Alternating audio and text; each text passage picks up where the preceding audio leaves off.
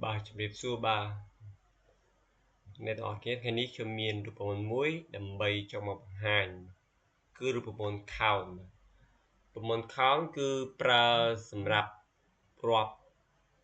tài lệ chứ ba chẳng rọp mạch tốt tài lệ mình ha lại na lệ bàn rọp lại na xó đôi chia nên mới nhà ấy cứ bị rọp thế ba ta chân lại chân lo hành chắc có rọp đại chẳng rọp tài lệ ở tài lệ cứ bị rọp ta lấy yên chùa ăn bắt ngọc nhỉ chẳng dương mà mùi má bà smart ไป count នេះខាងលើនេះបាទ count ដើម្បីយើងមានន័យថា y មានន័យថាយើងតម្លៃគឺយើងទាញពីលើចូលក្រោមមកទាញនឹងពីលើមកទាញលើមកបាទដល់កន្លែង13នេះគឺយើងបិទវងកញ្ចក់វិញបើវងកញ្ចក់វិញយើងចុចថា